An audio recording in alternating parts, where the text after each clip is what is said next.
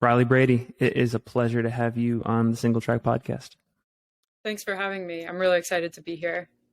I think we'll get into a lot of it later in the interview, but I think first off, huge congratulations on your performance at Javelina and securing a golden ticket to Western States. And we're roughly 3 or 4 days removed from the event. Can you talk about where your mind's at, how you're feeling, stuff like that? Yeah, I'm pretty excited to be going to Western States. It's been a goal for a long time, and it's finally all sort of starting to sink in now that I'm back home. So I'm taking a few days to just kind of celebrate before I start thinking about, what's next. But I'm really happy. Cool. Well, this is our first time meeting, and I have a lot of questions about your background and your career to date as a runner.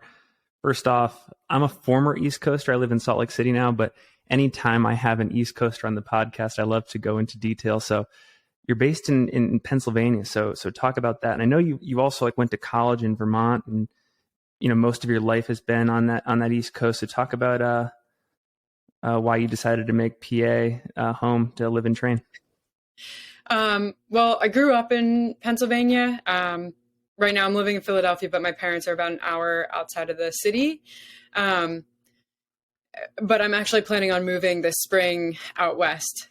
So it's sort of been, I've been on the East Coast by default for the time being. I was thinking about moving, and then COVID hit. So I got kind of settled back in here. But now it's time to go. Where are you moving out west? I'm planning on going to Boulder. I've got a couple friends out there, and I know it's like the cliche, everybody goes to Boulder, but there's a few reasons why I want to be there. So. Right on. Very cool. Well, I also spend a fair bit of time on the show trying to promote the Salt Lake City scene. So we're sad to lose a potential recruit out here, but Boulder's awesome too. Honestly, I mean, Salt Lake City seems interesting. I'm just a little scared of the state government in Utah. Colorado's a little more liberal, which works for me.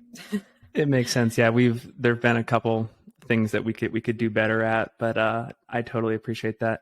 Also, you're a bike mechanic, which I find fascinating because I just finished reading a book, Zen Art of Motorcycle Riding, which I think is amazing, and it sort of romanticized that profession and lifestyle. So how'd you get into that? So I'm pedal bikes, not motorcycles, but after college I did a bike tour down the West Coast with 2 of my best friends, and we didn't know anything and just kind of figured stuff out as we needed to. And it's kind of in the back of my mind, like, it'd be kind of cool to learn how to do this and really work on bikes. And then actually right as COVID was hitting, I ended up getting a job at a bike shop, and really, really did enjoy working on bikes. So I'm happy doing that for now, but I would like to sort of move towards the frame building side of things in the bike world. Okay. That's kind of the goal. Like working for like out in Boulder, for example, working for any one of these reputable like gravel bike companies or road bike companies, that kind of thing? Yeah, I'm pretty intrigued by Mosaic. They're based in Boulder. They do titanium and steel frame bikes, and I'm actually in a welding class right now, so I'm trying to kind of work my way in that direction. That's so cool. Right on. Well, I was listening to a few interviews you've done in the past, and one thing that stuck out for me is that from a relatively early age, it was easy for you to forego a lot of like the classic partying lifestyle in college and high school, and really to focus passionately on academics and running. And maybe the first question I have for you here is, from a personality standpoint, do you just find that it's easy for you to commit to big things? I don't know about committing to big things, but I guess if I want to do something, then I'm pretty sure that I want to do it, and will keep banging my head up against the wall until I do it. But I think from a young age, like it was more that I'm fairly introverted, and it was really hard for me to connect with my teenage peers. Like I just did not understand why teenagers wanted to do teenagery things. Um, so it didn't feel like I was sacrificing. I liked school. I liked running. So it didn't feel like a sacrifice, like, oh, I can't go out partying tonight. It was just, I'd rather do these other things. It's impressive because I think it's such a critical skill in our sport. And I have to assume that laying the groundwork for it back then has paid off big time as your career has progressed. Have you felt that at all? Yeah, I mean, it's hard to pinpoint any one particular thing, but um, for a long time, when I was 18, 19, and in my early 20s, like I was just laying a lot of aerobic base miles. So I have to imagine that just kind of, that adds up over time. Yeah.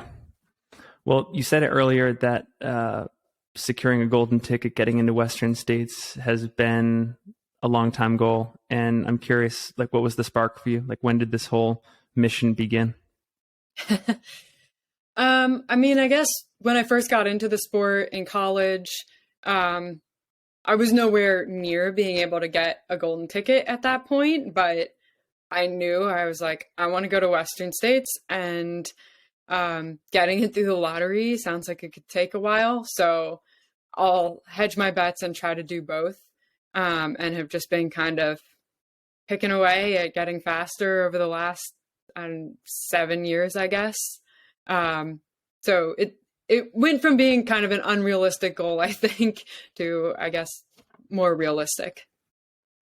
In terms of feedback, like as you train over the years and you have this goal in mind, what begins to make it more realistic in your mind that it's possible? Like what signs are you getting that it's not far-fetched? And like when you line up for Javelina, for example, there's a very strong likelihood that you're in contention.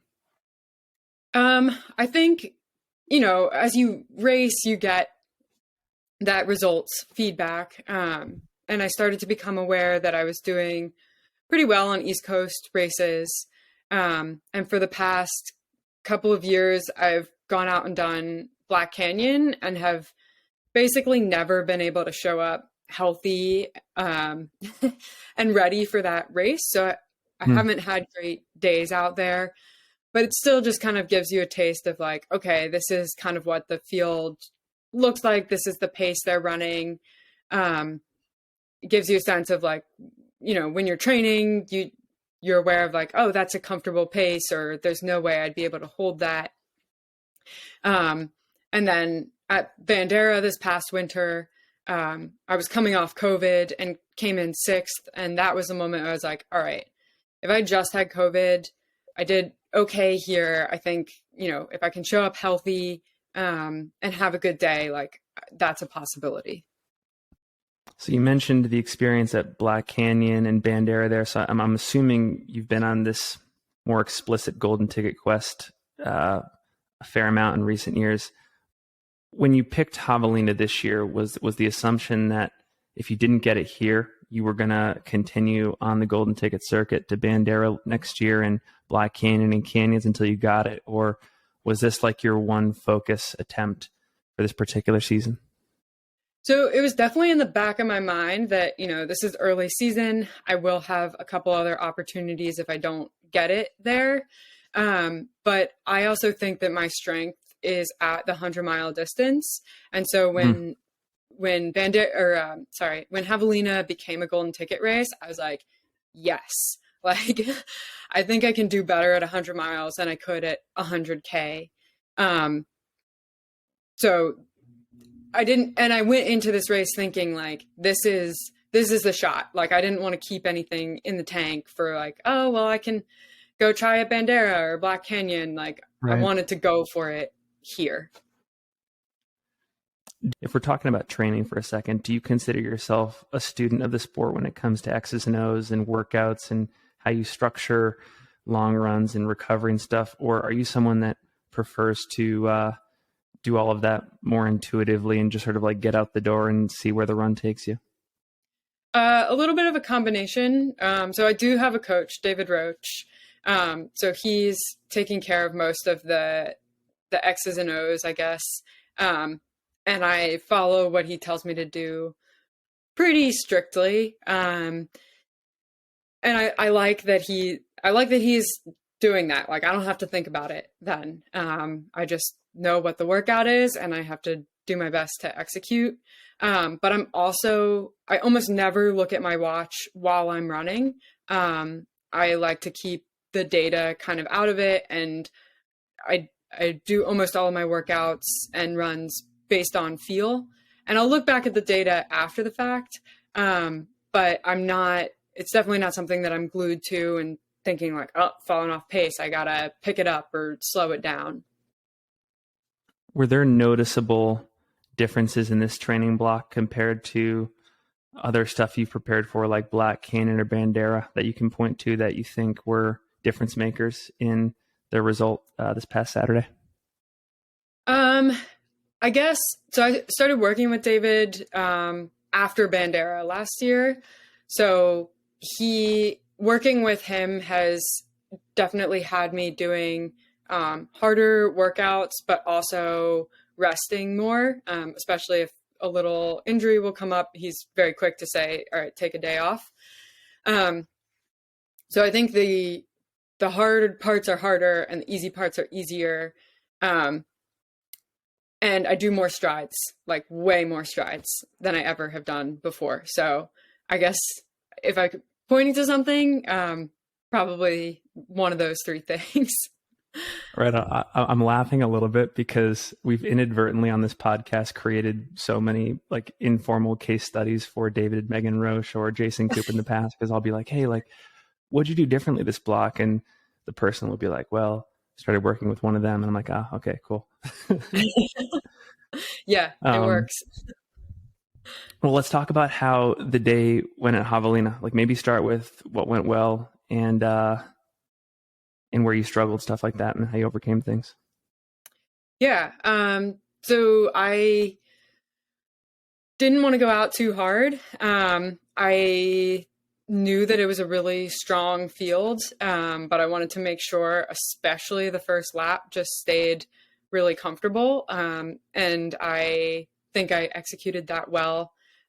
Pretty early on in the race, I was running with Casey and Nicole, and that was awesome because I was thinking like, okay, these are two really smart, experienced runners, and they're not, taken off the front of the pack either. So I didn't feel like I was out of the race. I just felt like things were where they should be. The only sort of, I guess the most major snafu I ran into was that in the second lap, I took a raspberry gel and puked twice immediately. And so then my plan for handling stomach issues was just like take an hour off eating to reset the stomach, and then try to get back to it. I tried to take another raspberry gel and then puked 3 more times. And so at that point I was thinking like, this is not good. It's only the second lap. But took out the raspberry gels and started to focus on some other foods. And from there, the rest of the race went pretty according to plan. Like my stomach felt pretty good. My legs were tired at a certain point, but that's kind of to be expected. So it was a good day. Were there any interesting moments of competition that you can point to? Like, did you get to share the day with any fellow runners, or were you on the chase in any particular laps, or like running with Devin, for example, or Nicole, or anybody else in the field? Yeah, so I never caught Devin. After I was running with Casey and Nicole for a while, I'm not sure when we kind of got a little more strung out. Probably sometime after the second loop, if I was guessing. And I really had no idea what position I was running in for most of the day. I was just kind of doing my best out there. And then at some point, I passed Brittany Peterson, and I was like, oh man, like she's really strong. Like she's probably going to catch me soon. But I didn't end up seeing her again until the finish. And then in the fourth loop coming into Jackass Junction, I found out I was in third. And that was kind of the first time I had a sense of what position I was in. And so leaving that fourth loop, I ended up catching Heather Jackson right before Coyote Camp. And that was kind of a big moment for me. I was really surprised to see her because she's just such a phenomenal athlete. Even though this is her first ultra, she's just like so tough. And I tried to get her to come with me, but she had to get a waist light on and wasn't able to catch me. So those were the big moments of competition, I guess. For a lot of the day, I was running by myself, though. It's interesting. I had a chance to pace my friend Brett Hornig on lap 4 of the race. And one of the interesting factors that stuck out to me was how, I'll use the word discombobulating the experience was, because you're on this loop that you're sharing with 100K runners, 100-mile runners, 20-mile runners, and there's always around you runners to pursue and to catch up with. And sometimes it was hard for us to identify where we were in the race. And I don't know if you ever felt that experience at all. Like, where am I right now? Yeah, totally. And like, I think it's hard for the spectators too, because you're coming through that, that chute, to the start finish area, and there's people out at their tents and they're all cheering for you. But like, nobody was saying like, oh my God, you're in this position, which in other races I've been in, people are like, keep it up, you're running in third or you're in second. And so I think it's confusing for everybody because there's just so many people out doing this loop in multiple races. Maybe also talk a bit about what it felt like to cross the finish line, to know you were in position to snag that golden ticket. And I know I saw Jubilee Page, the race director, at the finish line, and she was just dapping up everybody that came through in the funniest way in her costume. And so just talk about the theatrics of the scenario too. Yeah, I was definitely really happy crossing the finish line, but I'd also just run 100 miles. So I think I was like, got to make a beeline for the chair first. There's always a chair that pops up. Yeah. And I kind of was in just disbelief. Like I was like, I can't believe I just got a ticket. And then it was a little bit complicated by the fact that I guess there had been some confusion about what category I was running in. So pretty immediately we had to jump into that conversation.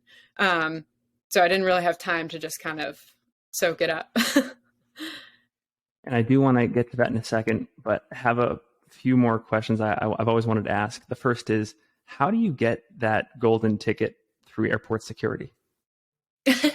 That was so funny. We weren't sure if they were going to say, no, you can't bring that.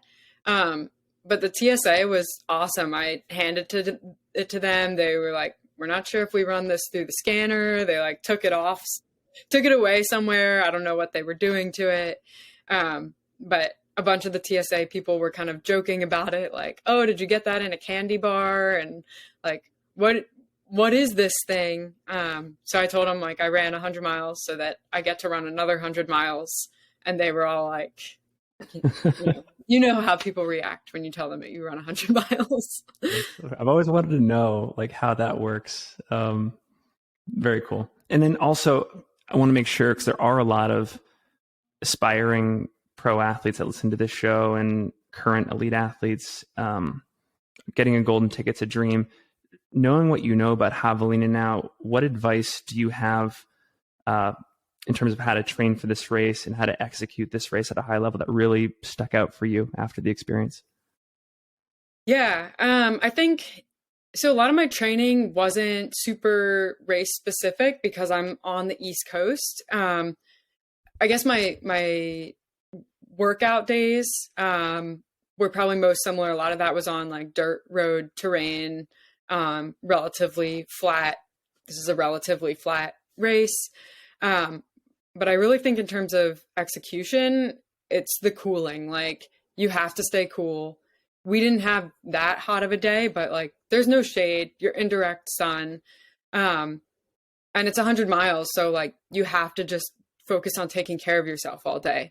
Like, it's a long day out there, even if you're going to run fast.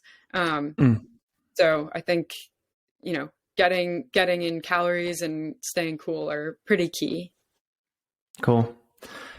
Well, yeah, you mentioned it at the finish line. There were some issues that cropped up about your status securing the golden ticket to Western States. And I think it'd be good to talk about that here.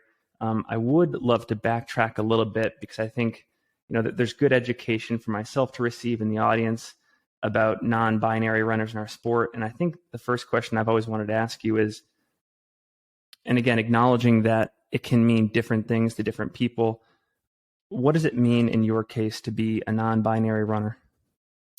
Yeah, for me, I tend to fall on the more masculine side, I guess, in terms of how I present. Like, you're looking at me right now, but I've always sort of presented this way or showed up this way since I was a pretty little kid. I was probably considered, I know a lot of people refer to me as a tomboy. But at the same time, I also still experience, like, you know, I deal with some of the realities of being female. So I'm sort of like in this in-between zone, that non-binary is just kind of the best words I have at this point in time to describe my experience in the world. And, you know, as a runner, it actually tends to show up a little less frequently because everybody's wearing the same clothes at races. Like, you know, everybody wears short shorts, everybody wears tights. Athletic clothes tend to be just, you know, a lot of people are dressed more similarly than in day-to-day life, I would say. Yeah, so I guess that's the short answer. Can you also talk a bit about what it's been like so far in your career navigating our sport as a non-binary athlete? Like, I think I'm curious, has it been seamless? Have there been difficulties? So maybe talk about like the pros and cons of the situation and if there have been any, the challenges you face. Yeah, so I'm usually pretty quiet about this. This race has kind of like thrust it into the forefront for me. But there have been, so like Vermont 100 was kind of the first race that I did that has really started to work towards trying to be more inclusive on these things. And in the sign up, I registered as my gender as non-binary, and the race director reached out to me and said, "Hey, I noticed this. How do you want to be categorized for results?" And I think that's how they handled it the first year. And I said, you know, I'd like to race as female. And then Amy, the race director of Vermont 100, actually put me in touch with people at Ultra Sign Up about a year ago because they were working on trying to update their site. And I told them, like, you know, this is how I'd like to see it, like, have a place to indicate your gender, but then also your sex or how you want to be categorized in the results, so that you can kind of separate those two things. And I don't know that that's really how everybody who identifies as non-binary or trans feels about this. Some people might think that that's not a great system, but it works for me. And so I think this is the first year for Aravaipa doing this. And obviously it's a bigger profile race. So this is the first time I've had to really like deal with fallout, I guess, regarding this part of myself. Yeah. So it sounds like from a logistical standpoint at the race directing level, at least in the races you've participated in, assuming there's still a lot of work to be done in other areas of the sport, some positive strides have been made in terms of being able to select how you want to be identified, and then also the category you want to race in. How about on on an interpersonal level, interacting with other runners in the sport? Like obviously ultra running, you go to a place like Javelina, it's very communal. We had our tent city. Did you get the sense that it was a welcoming place, and you were accepted for who you are and all of that, or were there challenges there? Yeah. So, like I said, I'm usually not very vocal about this part of myself and trying to work on being better about that. But I never have felt like discriminated against, or I mean, I always feel welcomed when I go to races, but I'm also not necessarily talking about this. Yeah. I show up looking like me. It's not like I'm changing anything about how I dress or present, but I'm also not. It doesn't come up in conversation, or it hasn't come up in conversation so far. Yeah. Yeah. And, I think I should apologize. Like, I know you mentioned earlier being more on the quiet side and preferring to be introverted. And it's interesting, whenever I talk to elite athletes like yourself in the sport, I sometimes default to this expectation, or not expectation, but I wonder, like, do you feel there's an obligation or a pressure to be a public advocate for something, whether it's the environment or fellow pro athletes, or in your case, the non-binary running community? And maybe I should, before we dive into the Javelina stuff, maybe I should ask you, is that a role you want to embrace or that you welcome? Or do you just want to be a fellow runner like all of us and just enjoy the sport as it is? I want to run and I'm like happy to talk about these things. And I know that visibility matters, especially for other people who might sort of feel the same way that I do. So I'm not going to hide this part of myself. But if I am going to advocate for things in the sport, like I'd almost rather pick something that maybe isn't as personal, just because the internet can be a mean place, and I'm a little bit scared of that. It can also be really supportive, and this community is really supportive. So I also can't speak for everyone. Like I am who I am, and I will do the best that I can.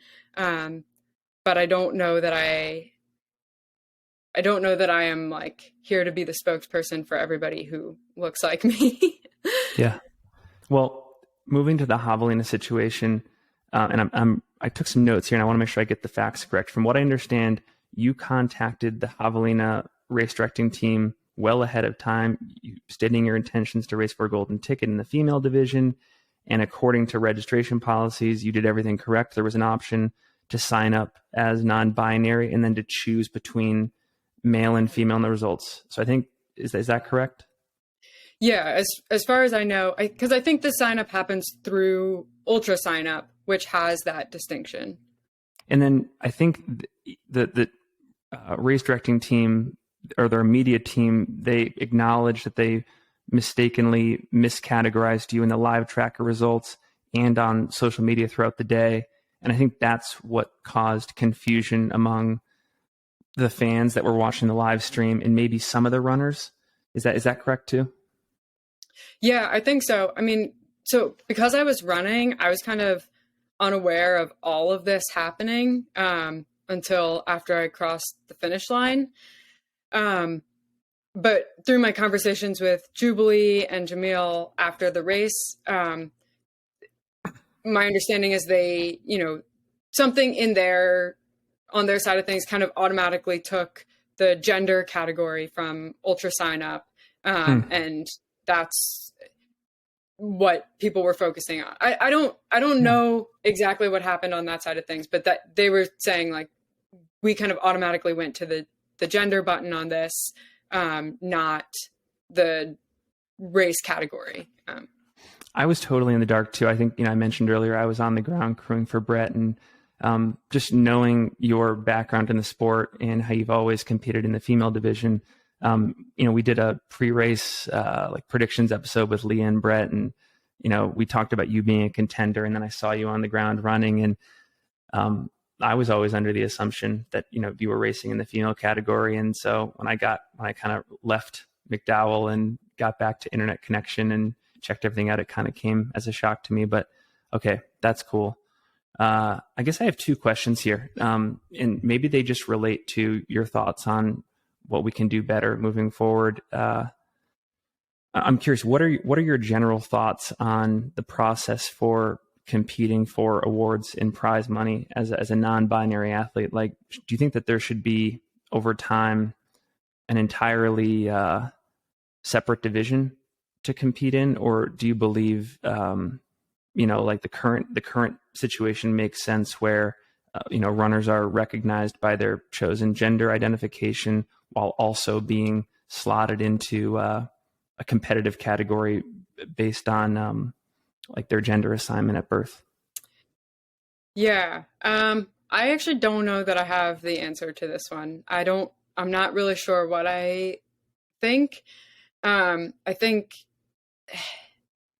like I said, for me, like having this distinction works for me. Like, I'm happy to compete in the female category. I'm biologically female. Like, those are my competitive peers.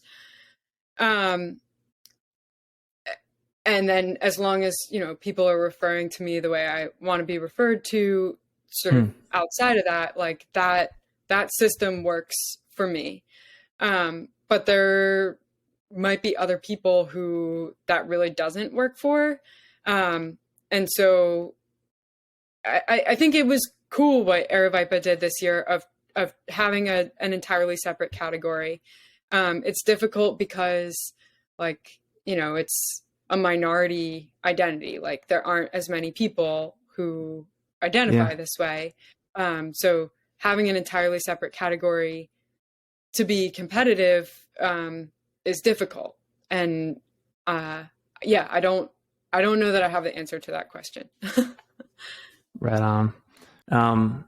What's next for you racing wise? Like, are you going to do anything between now and Western States? I would like to. I'm not sure what it's going to be. But I'm going to take some time right now to just kind of recover and be happy with this most recent performance. And then I'll start kind of figuring out what the next thing is. Cause I'd like to do something before now in Western States for sure. Well, we haven't done this in quite a while, but we have a lightning round of questions that I want to ask you before we leave here. The first is, what is the most recent book, movie, podcast, or just piece of content you've consumed that left a good impression on you and you'd want to share with the audience? Oh, man. I guess I've recently watched the new Elvis movie 3 times. I had no idea, like, sort of obviously this is like a dramatized version of Elvis's life, but I had no idea sort of like the history or anything about his life. And the music is fun. So I enjoyed that movie. Is that on Netflix or HBO? What channel is it on?